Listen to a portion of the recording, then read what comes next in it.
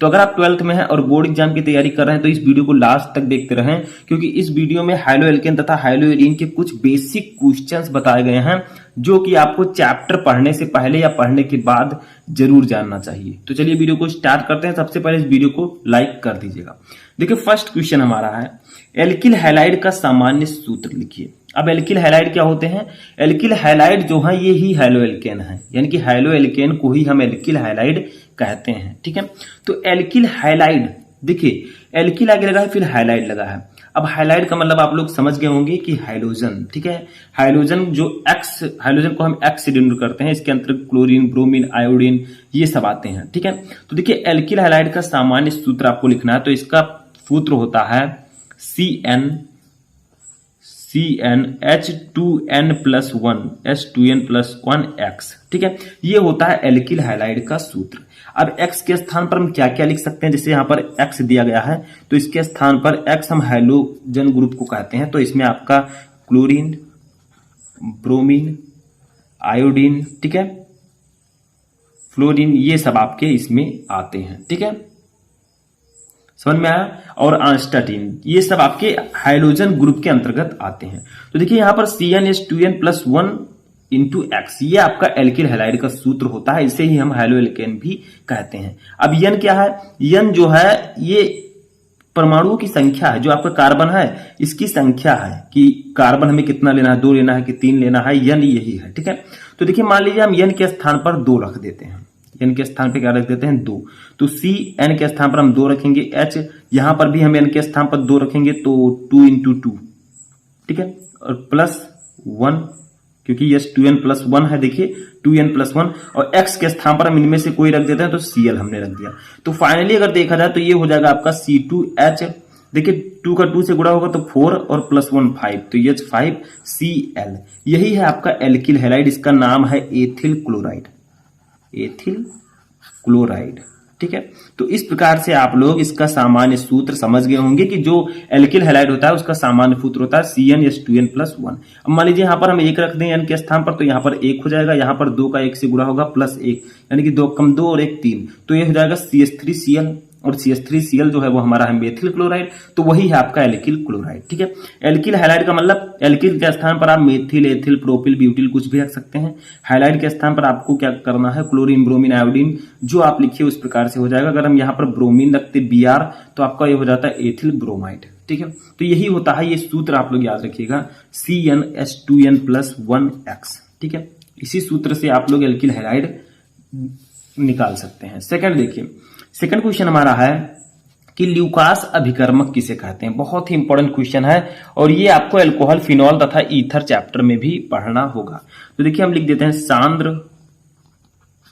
HCl, ठीक है, और प्लस निर्जलीय ZnCl2 का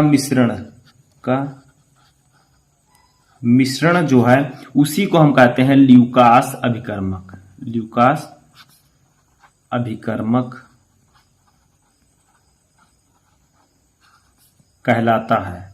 ठीक है, ल्यूकास अभिकर्मक कहलाता है। तो देखिए सांद्र HCl और निर्जल ZnCl2 का जो मिश्रण है उसी को हम ल्यूकास अभिकर्मक कहते हैं। ठीक है, यानी कि ये दोनों जो हैं सांद्र HCl प्लस निर्जलीय ZnCl2, यही आपका ल्यूकास अभिकर्मक है। समझ में आया? बहुत ही सिंपल है, सिर्फ आपको थोड़ा सा ध्यान देना है। ठीक है, अब हम लोग अपना नेक्स्ट क्वेश्चन देखते हैं। तो ये समझ में आया ल्यूकास अभिकर्मक क्या है, तो यही है आपका ल्यूकास अभिकर्मक। ठीक है, बस इतना ही आपको लिखना है। थर्ड देखिए, निम्न एल्किल हैलाइडों के IUPAC नाम लिखिए, यानी कि इन एल्किल हैलाइडों के IUPAC नाम लिखना है। तो IUPAC नाम लिखते समय हमें हाइलो एल्केन की तरह इसका नाम लिखना होता है। जैसे देखिए ये आपका फर्स्ट है, ये सबसे पहले आपको देखना है कि Br जो है, देखिए यहां पर अगर फंक्शनल ग्रुप होता तो पहले हम फंक्शनल ग्रुप की तरफ से जो कार्बन था उसके गिनती करते। ठीक है, लेकिन यहां पर आपका जो Br है यहां से हम लोग गिनती करेंगे। ठीक है, तो देखिए यहां से हम गिनती करेंगे तो पहला कार्बन इधर होगा, इधर से हम जाएंगे क्योंकि Br यहां पर है। ठीक है, दूसरा कार्बन ये होगा और तीसरा कार्बन ये होगा। अब बताइए इसका नाम क्या होगा? तो देखिए 1 पर लगा है ब्रोमो, पहले कार्बन से जुड़ा है Br यानी कि ब्रोमो, तो हम लिखेंगे 1 ब्रोमो। ठीक है, 1 ब्रोमो। फिर हम क्या लिखेंगे, देखिए दूसरे कार्बन पर क्या लगा है, दूसरा कार्बन है इस पर CH3 लगा है। CH3 जो है ये मेथिल है, तो दूसरे कार्बन पर लगा है तो लिखेंगे 2 मेथिल, 2 मेथिल। ठीक है, अब क्या लिखेंगे, कितने कार्बन है, 1 2 3, तो ये आपका हो जाएगा प्रोपेन। ठीक है, ये क्या हो जाएगा, प्रोपेन। बस यही नाम हो जाएगा आपका, यही इसका IUPAC नाम होगा इसका। देखिए 1 पर Br लगा है तो 1 ब्रोमो, 2 पर मेथिल लगा है तो 2 मेथिल। ठीक है, और कितने कार्बन है, 3, तो मेथ एथ प्रोप तो प्रोपेन। ठीक है, यही आपका इसका IUPAC नेम हो जाएगा। सेकंड देखते हैं, तो देखिए सेकंड भी सिंपल सा है। ये क्या है कि CH3 CH Br CH2 CH3। अब यहां पर हम किधर से गिनती करेंगे, तो ये भी सेम है, इजी है। देखिए यहां से हम गिनती करेंगे क्योंकि Br इधर से नजदीक है, तो 1 2 3 4, यहां पर 4 कार्बन है। ठीक है, और देखिए दूसरे कार्बन पर ये Br लगा हुआ है तो हम लिख देंगे 2 ब्रोमो, 2 ब्रोमो। ठीक है, और बाकी हम लिख देंगे ब्यूटेन। कितना है कार्बन, 1 2 3 4, देखिए इधर से 1 2 3 4, तो मेथ एथ प्रोप ब्यू, तो ये हो जाएगा ब्यूटेन। तो 2 ब्रोमो, सॉरी मैं फिर से लिख देता हूं, जो आपका दूसरे कार्बन पर लगा यहां पर मैं लिख देता हूं। ठीक है, देखिए 1 2 दूसरे कार्बन पर ब्रोमो है तो 2 ब्रोमो, और चूंकि 4 कार्बन है तो ब्यूटेन। ठीक है, 2 ब्रोमो ब्यूटेन, यही आपका IUPAC नेम हो जाएगा। समझ में आया। ऐसे तीसरा देखिए, तीसरा हमारा एक सीधी श्रृंखला है, इसमें किधर से हम गिनती करेंगे, तो वो तो आपको पता ही है यहां से। ठीक है, 1 2, क्योंकि Br आगे लगा है 3 4। ठीक है, तो देखिए यहां पर क्या होगा, ये हो जाएगा 1 पर ब्रोमो लगा है तो 1 ब्रोमो, और ये हो जाएगा मेथ एथ प्रो ब्यूट, 4 कार्बन है तो ब्यूटेन। ठीक है, तो इसमें कोई संदेह नहीं है, आप लोग आसानी से ऐसे नाम लिख सकते हैं। ठीक है, समझ में आ रहा है। अभी थोड़ा थोड़ा आप समझिए, धीरे धीरे आपको सब कुछ समझ में आ जाएगा। चौथा क्वेश्चन हमारा है, क्वेश्चन है कि NaNO2 किस HCl से अभिक्रिया कराने पर क्या बनता है, इसका एक उपयोग लिखिए। यानी कि NaNO2 की अगर हम HCl से अभिक्रिया कराएं तो क्या बनेगा। देखिए सोडियम नाइट्राइड की अगर हम HCl से क्रिया कराते हैं तो ये क्या बनेगा, इसका एक उपयोग भी आपको लिखना है। तो देखिए यहां पर क्वेश्चन है कि जो NaNO2 है इसका नाम क्या है, सोडियम नाइट्राइट। ठीक है, इसकी अगर HCl से हम अभिक्रिया कराएंगे तो क्या बनेगा, और जो बनेगा उसका एक उपयोग भी आपको लिखना है। तो देखिए हम लिखेंगे यहां पर NaNO2, Na, देखिए पहले बनेगा क्या, तो यहां पर आपका बनेगा नाइट्रस अम्ल। ठीक है, क्या बनेगा, नाइट्रस अम्ल। तो आप लिख सकते हैं कि NaNO2 की HCl से अभिक्रिया कराने पर नाइट्रस अम्ल बनता है। जैसे देखिए यहां पर मैं रिएक्शन भी लिख देता हूं, NaNO2।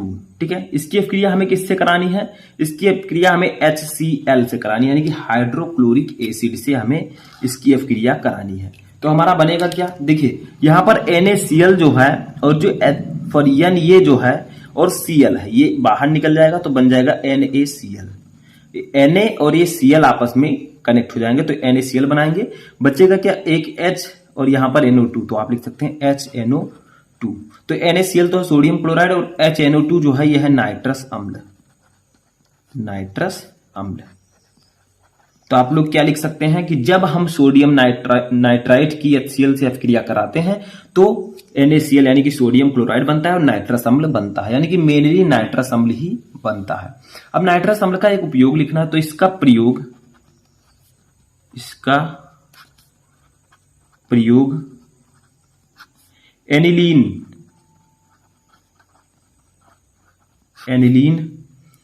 के डाईएजोनीकरण, ठीक है, डाईएजोनीकरण हेतु किया जाता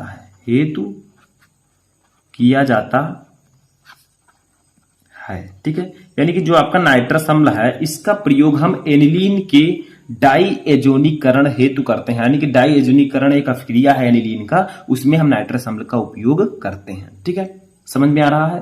तो ये आपका आंसर हो जाएगा। नेक्स्ट क्वेश्चन देखते हैं कि क्लोरोफॉर्म का उपयोग कहां किया जाता है। देखिए क्लोरोफॉर्म, अब क्लोरोफॉर्म है क्या, उसका सूत्र क्या होता है, तो उसका सूत्र होता है CHCl3। यही है आपका क्लोरोफॉर्म, याद रखिएगा, सूत्र बहुत इंपॉर्टेंट है। ठीक है, इसको हम ट्राइक्लोरोमेथेन के नाम से भी जानते हैं। देखिए Cl3 है तो ट्राइक्लोरो, एक कार्बन है तो मेथेन, ट्राइक्लोरोमेथेन भी इसका नाम है, और इसे हम क्लोरोफॉर्म भी कहते हैं। तो इसका उपयोग कहां किया जाता है, तो इसका आंसर लिखते हैं हम लोग। देखिए क्लोरोफॉर्म का उपयोग आप लिख सकते हैं क्लोरोफॉर्म, क्लोरोफॉर्म, वसा, मोम, रबड़, आयोडीन, आयोडीन, ठीक है, आयोडीन मतलब नमक, ठीक है, आदि को घोलने में उपयोग किया जाता है, किया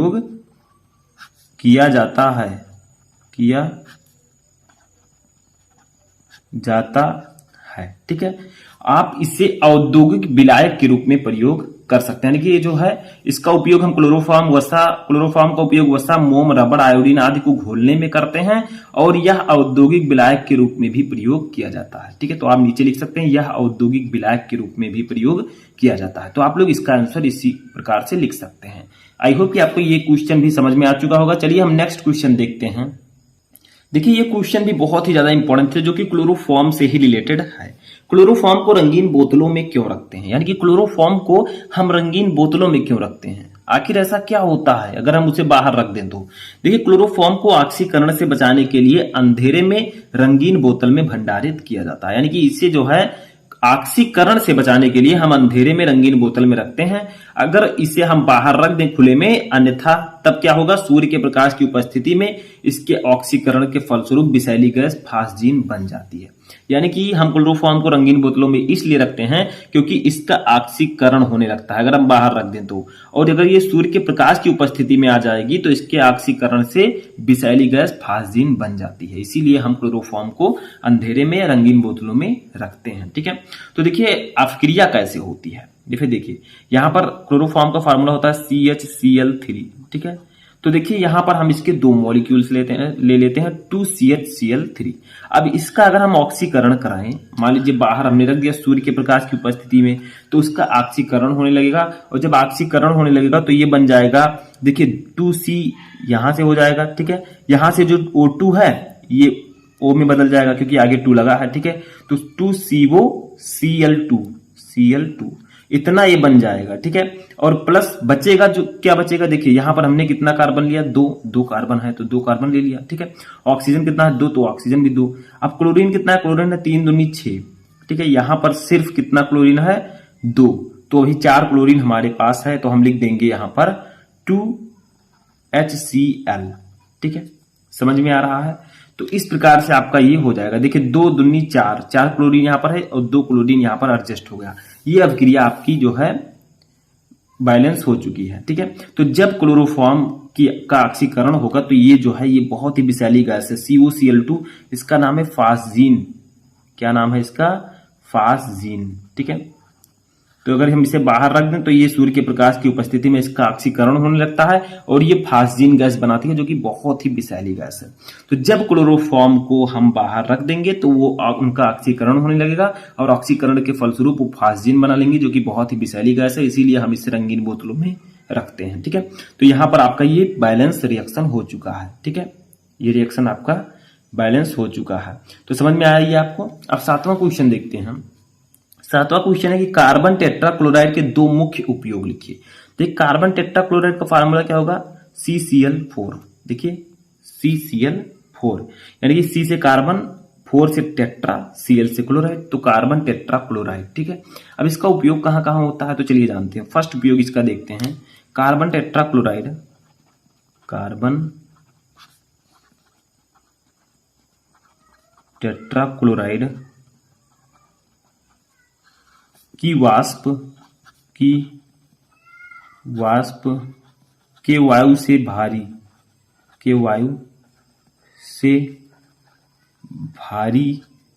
एवं अज्वलनशील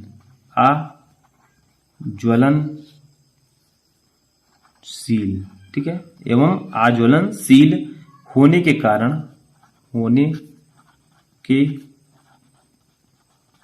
कारण अग्निशामक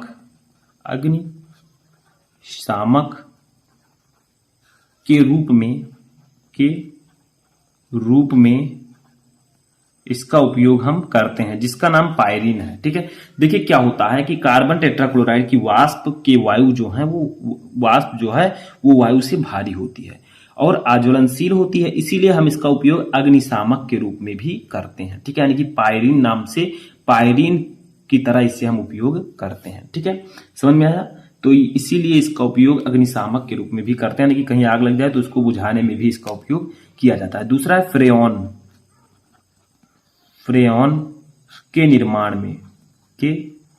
निर्माण में भी हम इसका उपयोग CCl4 यानी कि कार्बन टेट्राक्लोराइड का उपयोग करते हैं। ठीक है, तो दो उपयोग मैंने आपको बताया, एक तो कार्बन टेट्राक्लोराइड की वाष्प जो होती है वो वायु से भारी होती है और ज्वलनशील होती है, और इसके कारण हम इसका उपयोग अग्निशामक के रूप में भी करते हैं और फ्रेयॉन के निर्माण में भी इसका उपयोग करते हैं। क्वेश्चन हमारा है, क्लोरोबेंजीन से फिनॉल बनाने की रासायनिक अपक्रिया लिखिए। यानी कि हम क्लोरोबेंजीन से फिनॉल कैसे बनाते हैं, आपको रासायनिक अपक्रिया लिखनी है। ठीक है, ऐसे ही आपसे पूछ लिया जाएगा यहाँ पर लघु उत्तरीय प्रश्नों में या अति लघु उत्तरीय प्रश्नों में, तो आपको इसका आंसर देना होगा। ज़्यादा से ज़्यादा ये लघु उत्तरीय प्रश्नों में आता है। ठीक है, देखिए एनसीईआरटी बुक का ये क्वेश्चन है, बहुत ही ज़्यादा इंपॉर्टेंट है। तो दो क्वेश्चन मैं आपको इसमें एनसीईआरटी बुक का बताऊंगा, ध्यान से समझिएगा। देखिए क्लोरोबेंजीन से आपको फिनॉल बनाना है, क्लोरोबेंजीन का फॉर्मूला पता होना चाहिए आपको इसके लिए। तो क्लोरोबेंजीन का फॉर्मूला शायद आप लोगों को पता हो, देखिए ये देखिए। ठीक है, ये आपका हो गया बेंजीन, इसके ऊपर Cl लगा दीजिए, होगा क्लोरोबेंजीन। ठीक है, अब क्लोरोबेंजीन से अगर आपको फिनॉल बनाना है तो सबसे पहले इसकी अपक्रिया आपको किससे करानी होगी, प्लस इसकी अपक्रिया सबसे पहले हमें NaOH से करानी होगी। ठीक है, NaOH सोडियम हाइड्रोक्साइड। अब इसकी अपक्रिया जब हम कराएंगे, अब इसका टेम्परेचर कितना रहना चाहिए, तो ऊपर मैं लिख देता हूं इसका आप लोगों को 623 केल्विन पर आपको इसकी अपक्रिया करानी है। ठीक है, क्लोरोबेंजीन की सोडियम हाइड्रोक्साइड के साथ दाब कितना रहे, दाब रहे 300 वायुमंडलीय दाब। ठीक है, वायु लिख दीजिए। तो ये इतने टेम्परेचर और इतने प्रेशर पर हम ये अपक्रिया कराएंगे तो एक मध्यवर्ती आयन बनेगा, उसका नाम क्या है, ये देखिए। ठीक है, ध्यान से समझिएगा। इस प्रकार से ये आपका ये हो गया, एक मध्यवर्ती आयन बनेगा। देखिए यहां से ये वाला O ऊपर चला जाएगा तो ये हो जाएगा O-। ठीक है, यहां से Na ऊपर चला जाएगा तो Na+। ठीक है, तो O- और Na+ आपका यहां पर आ गया, बचा क्या, यहां पर H, यहां पर Cl, तो HCl आपका बाहर निकल गया। ठीक है, समझ में आ गया। तो ये O-Na+ आपका आयन बनेगा बेंजीन के ऊपर, इसका नाम है फिनॉक्साइड आयन। आप लोग लिख भी सकते हैं नीचे फिनॉक्साइड आयन। ठीक है, अब क्या करेंगे, अभी तो आपका बना नहीं है फिनॉल, अब इसकी फिनॉक्साइड आयन की अपक्रिया हम कराएंगे HCl से। ठीक है, यहाँ पर HCl की उपस्थिति होगी तो हमारा क्या बन जाएगा, ध्यान से समझिए।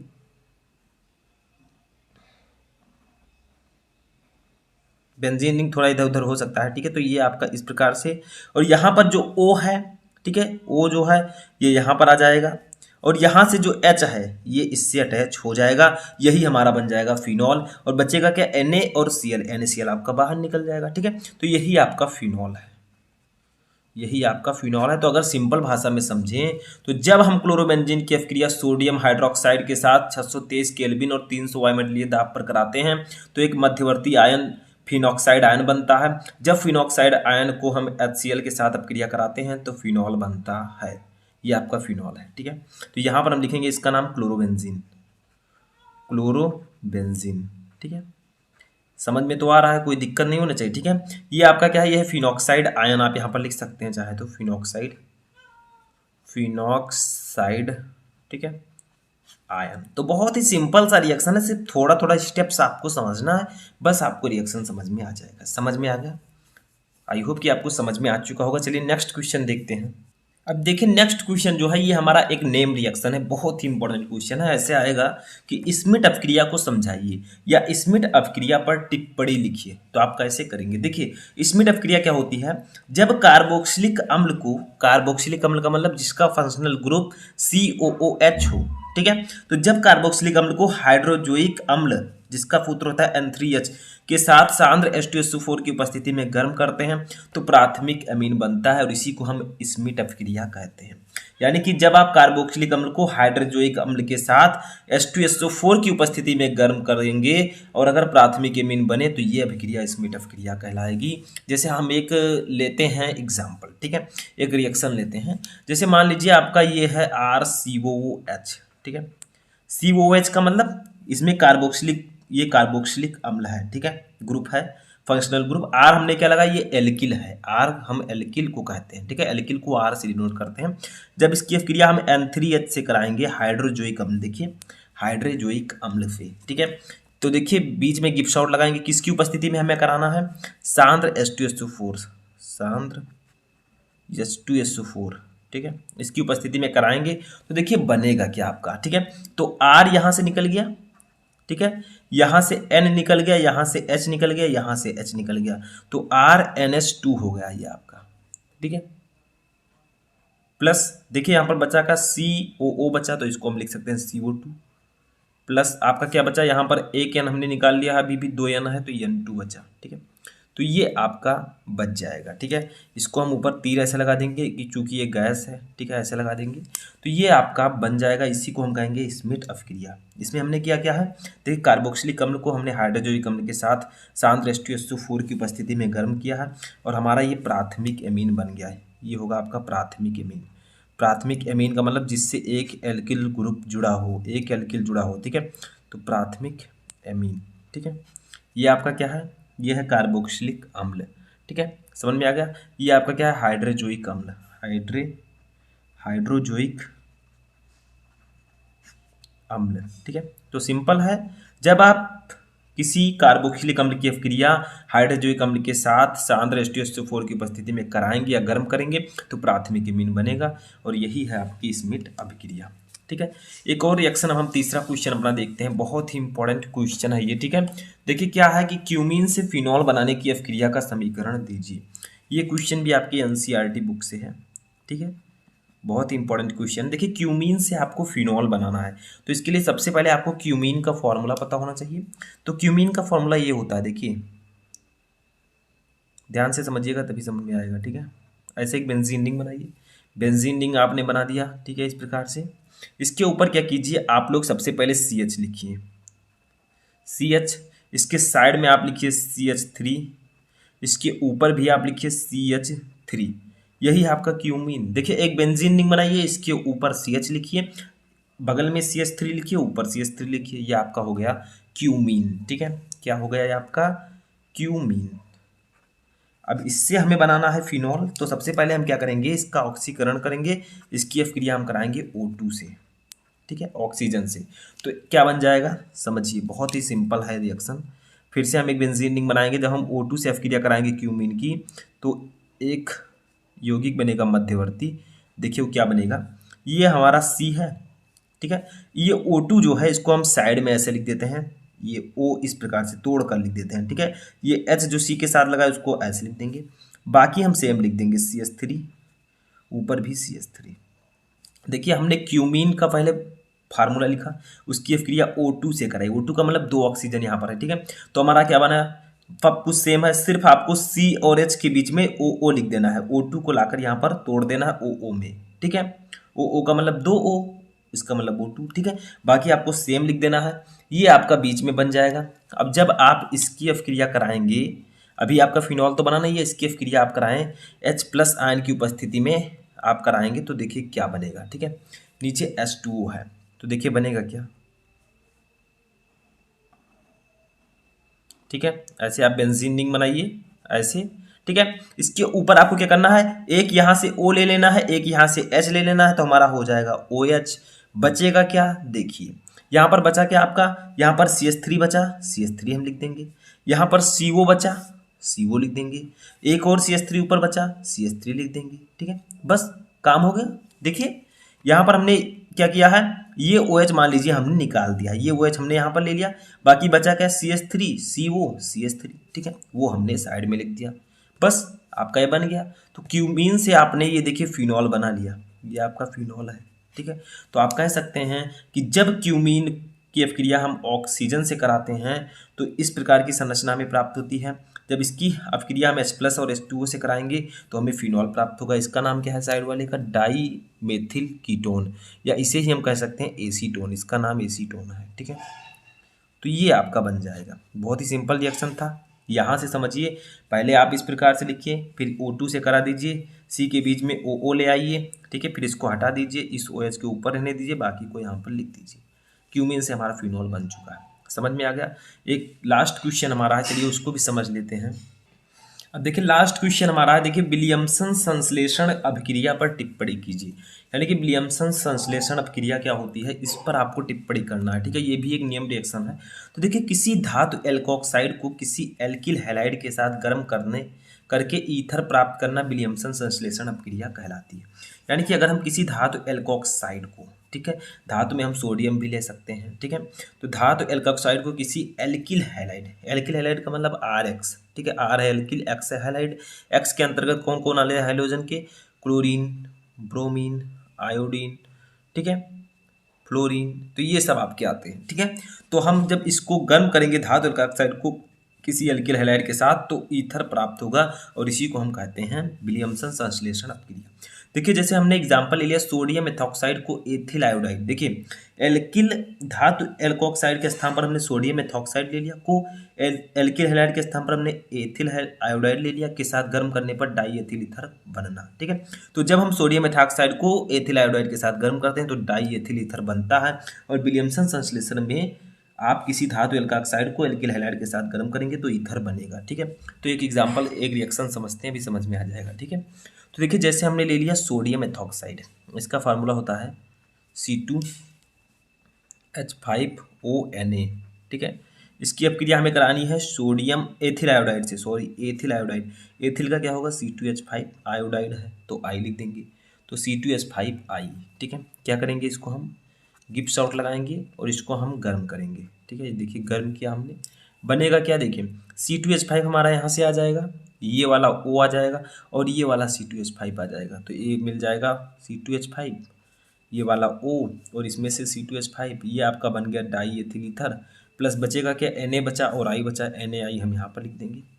ठीक है, तो आप कह सकते हैं जब सोडियम एथॉक्साइड को एथिल आयोडाइड के साथ गर्म करते हैं तो डाई एथिल ईथर बनता है। ठीक है, यही है आपका विलियमसन संश्लेषण अभिक्रिया। ठीक है, डाई एथिल ईथर, ये है सोडियम आयोडाइड, ये है आपका सोडियम एथॉक्साइड, ऊपर नाम लिखा है सोडियम एथॉक्साइड, ये क्या है, एथिल आयोडाइड, तो आप लोग नाम लिख सकते हैं। ठीक है, और यही विलियमसन संश्लेषण में भी कहा गया था कि जब किसी धातु एल्कोक्साइड की एल्किल हैलाइड, धातु एल्कोक्साइड को एल्किल हैलाइड के साथ गर्म करते हैं तो ईथर बनता है। ठीक है, वही मैंने यहाँ पर आपको रिएक्शन से समझा भी दिया।